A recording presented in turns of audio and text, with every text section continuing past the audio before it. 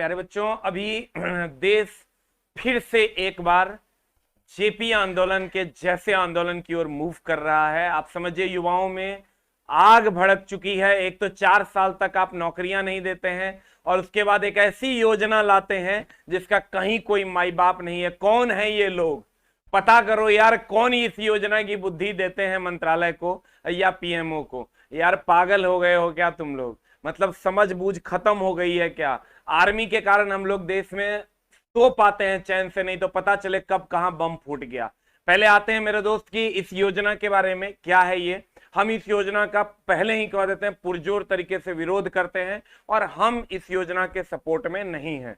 अग्निवीर योजना, प्रशिक्षण अवधि सहित 4 वर्षों के लिए युवाओं को भर्ती किया जाएगा। गौर फरमाइएगा मेरे दोस्त, मात्र 4 वर्षों के लिए, और वो भी 17.5 साल से लेकर 21 साल तक के युवा। आप बिलीव कीजिए सर, 21 साल के युवाओं में तो मैच्योरिटी, 17.5 साल में तो मैच्योरिटी नहीं आती है यार बच्चों में। वो कैसे स्ट्रेटेजी बना के दुश्मन पे वार करेंगे, उसको कोई मार देगा यार। पागल हो गए हो क्या? 17.5 साल के बच्चे अनमैच्योर्ड होते हैं। 21 साल के बाद वो मैच्योर्ड हो पाते हैं और 21 साल में आप उसको जॉब से रिटायर कर दोगे। यार दिमाग खराब है क्या? पागल हो गए हो क्या आप लोग? कहते हैं मेरे दोस्त कि प्रशिक्षण अवधि सही 4 वर्ष में उसकी रिटायरमेंट हो जाएगी और एज लिमिट 17.5 से 21 साल तक है। कैसी विडंबना है। अग्निवीर फंड जो है सरकार ने 11.5 लाख करोड़ रिलीज किया है और कहा गया है कि सैलरी का 30% और गवर्नमेंट उसमें 30% ऐड करेगी और रिटायरमेंट के समय उसको उतना पैसा दिया जाएगा जिससे वो स्वरोजगार कर पाएंगे। उसके बाद लाइफ लॉस अगर उनका होता है तो 1 करोड़ मिलेगा, इंजरी होता है 44 लाख मिलेगा और 25% जितना का रिक्रूटमेंट होगा उसमें से 25% को रखा जाएगा। ये सरकार की बातें हैं। अब इस पे कमेंट्स क्या क्या हैं सर जो मेरे तरफ से हैं? मेरा कहना है कि अगर अग्निवीर है तो एक सदनवीर योजना आप लाइए। सदनवीर योजना मतलब जो लोग सदन में जाएंगे वो 2 साल के बाद रिटायर कर जाएंगे और जो दूसरे नंबर पे रहेंगे वो फिर से 5 साल के लिए एमपी बन जाएंगे, 3 साल के लिए एमपी बन जाएंगे। कुछ तो कर दो यार, या 5 साल के बाद उसको रिटायर कर दो और उसके बाद वो फिर दोबारा चुनाव नहीं लड़ पाए। कुछ ना कुछ करो यार सदनवीरों के लिए, जो लोग सदन में बैठ के ऐसी बेवकूफों वाली स्ट्रेटजी बनाते हैं। दूसरा सर, आर्मी की चिंता आप छोड़ दो, आप एमएलए एमपी की चिंता करो कि उन लोगों को कैसे वीर बनाया जाए। हम लोग ऑलरेडी वीर हैं, हमारे देश के नौजवान ऑलरेडी वीर हैं। तीसरा कमेंट से चला, आर्मी का 4 साल और एमएलए एमपी का जीवन भर। ऐसा क्या खास है भाई उसमें? एक भी एमएलए एमपी सही से तो काम कर नहीं रहे हैं और एक भी योजनाएं सही तरीके से कार्यान्वित नहीं हो रही है, तो उनको जीवन भर क्यों? मेरे दोस्त कहते हैं आर्मी जॉब खोजे और एमएलए एमपी पार्टी खोजे। कब किस में चले जाना है? मेरे दोस्त आप ये सोचिए कि मेरे यहाँ कोई जॉब कर रहा है और हम उसको ये बोलें कि भाई तेरे को 6 महीने के बाद हम निकाल देंगे, तो वो तो यार पहले दिन से मेरे यहाँ काम नहीं करेगा, मन लगा के वो कहीं और जॉब खोजने की जुगाड़ करेगा। तो आप क्या कहना चाहते हो? नक्सली को जन्म देना चाहते हो, आतंकवादी जन्म देना चाहते हो, या आतंक फैलाना चाहते हो? क्या मोटो है सर आपका? आप खुद सोच के देखो यार। ये बुद्धि जो दिया होगा ना, बिलीव करो मैं उसका वो बड़ा सा पुतला बना के नीचे से आग लगा दूंगा। पागल हो गए हो क्या यार? कौन ये बुद्धि देता है मोदी जी आपको?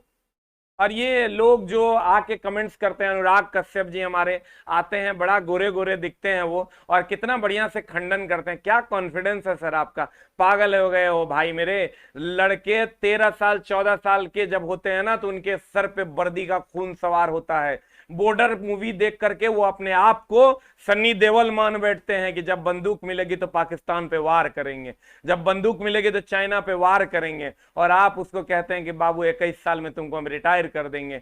एकदम आपका दिमाग जो है ना नेक्स्ट टू नेक्स्ट लेवल पे चला गया है, जिसकी अब कोई सीमा बची नहीं है। 2024 में चुनाव है, थोड़ा सा तो कम से कम समझ जाइए। देश में आग लग चुकी है और देश को बचाने का दायित्व तो हमने आपको दिया था, आप अपने दायित्व का निर्वहन कीजिए। दूसरा, 21 साल में, अब आप खुद सोच के देखिए, आपके घर में बच्चे हैं, हमारे घर में बच्चे हैं, क्या 21 साल के बच्चे को हम स्ट्रैटेजी बनाने के लिए बोल सकते हैं कि हमारी अगर किसी बगल वाले से लड़ाई है तो तुम स्ट्रैटेजी बनाओ कि हमको लड़ना कैसे है? हमारी पाकिस्तान से लड़ाई है और हम 21 साल के बच्चे, 17.5 साल के बच्चे को कहेंगे कि लड़ना कैसे है? अरे मेरे भाई, आप कहते हो कि नौजवानों की फौज चाहिए हमको, कम उम्र वालों की फौज चाहिए। आप ये बोलिए कि मैच्योर लोगों की फौज चाहिए। आप अमेरिका के सैनिकों को देखिए, वो लोग मैच्योर होते हैं, उनके पास स्ट्रेटजी अगर हो मेरे दोस्त, अगर स्ट्रेटजी हो ना तो 10 लोग को एक लोग मार सकता है, और अगर स्ट्रेटजी नहीं हो ना तो एक लोग के हाथों 10 लोग मारे जा सकते हैं। आप सोच के देखिए, क्या 21 साल के बच्चे के पास स्ट्रेटजी उतनी मैच्योर तरीके से होगी? एकदम नहीं होगी। इसके लिए स्ट्रेटजी बनाने के लिए आपको एक मैच्योरिटी लेवल तक पहुंचना होता है, जो उनके पास नहीं होगा।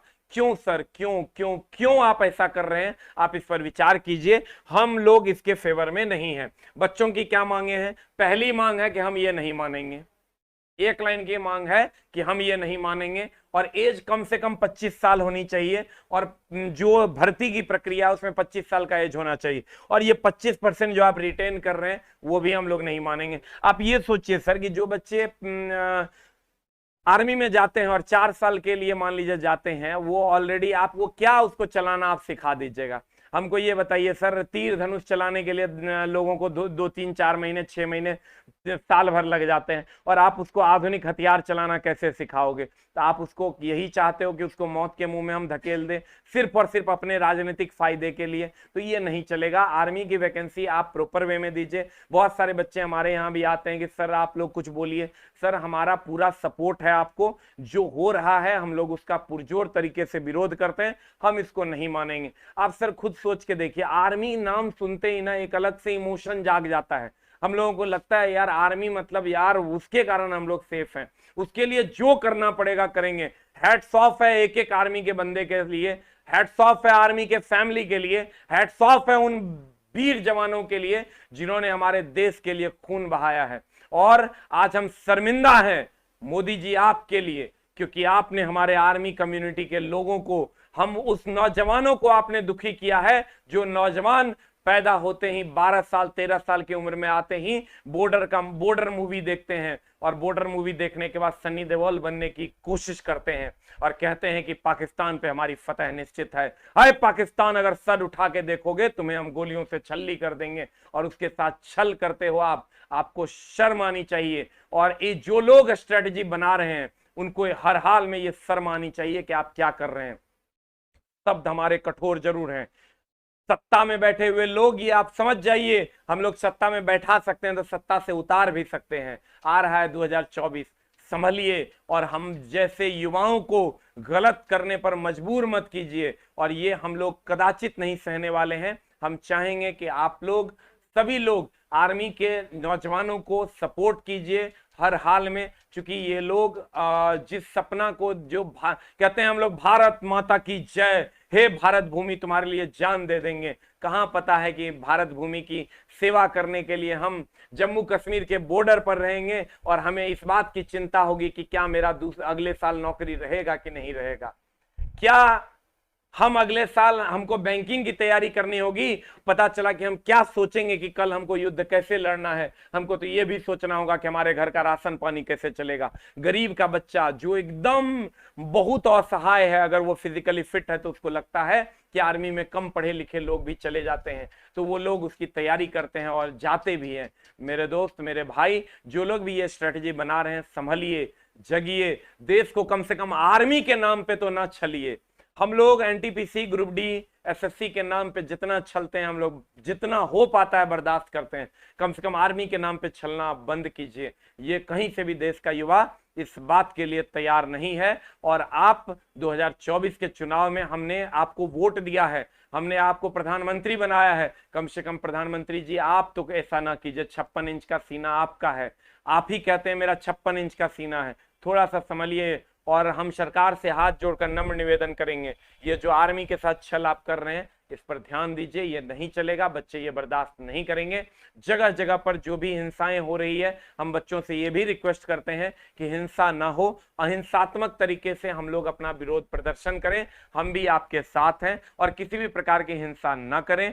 अहिंसात्मक तरीके से हम लोग संविधान को मानने वाले लोग हैं, हम लोग संविधान के अनुसार चलने वाले लोग हैं, हम लोग संविधान को भगवान मानने वाले लोग हैं। अहिंसात्मक तरीके से आप आंदोलन कीजिए। हमारा पूरा सपोर्ट है, हम सभी शिक्षकों का आपके साथ सपोर्ट है, क्योंकि आप हैं तो हम हैं, और कोशिश करेंगे हम आगे भी आपका सपोर्ट करते रहें। Thank you very much, love you all, नमस्कार।